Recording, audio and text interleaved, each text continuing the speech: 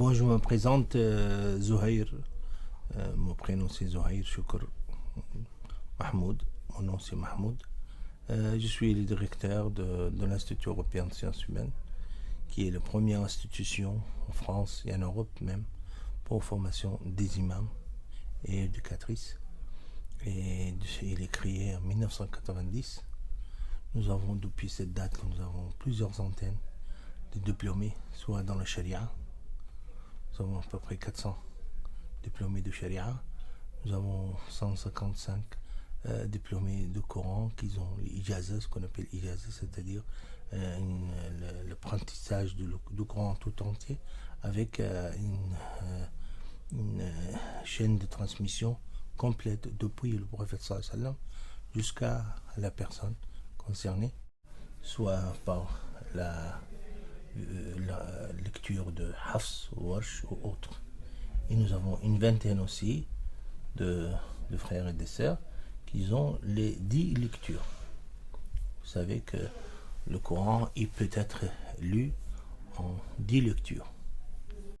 Et nous avons aussi plusieurs centaines, voire un millier d'étudiants qui ont terminé la formation en langue arabe.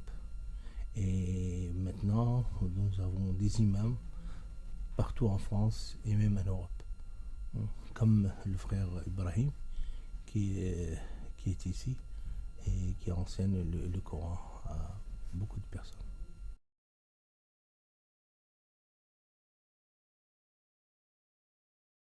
Justement, on a besoin des gens bien qualifiés.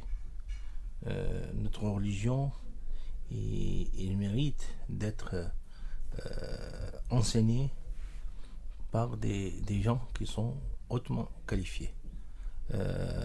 Notre problème, parfois, ça vient de gens qui ne sont pas bien formés et qui commencent à donner des fatwas, à donner des avis parfois extrémistes, parfois déviés de l'islam.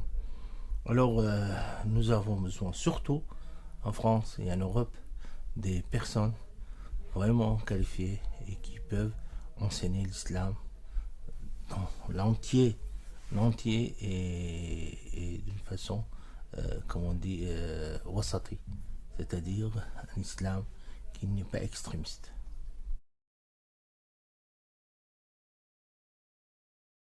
Le musulman de France, je ne peux que inciter les musulmans à encourager l'enseignement de l'islam, à encourager l'étude de l'islam, surtout parmi les sœurs.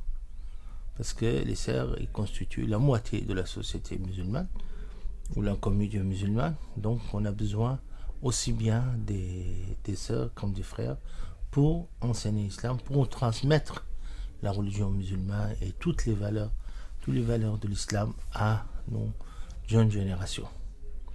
Et le problème que nous rencontrons ici ou là avec les jeunes générations, ça vient de ne pas pouvoir éduquer nos enfants selon la religion musulmane comme il faut.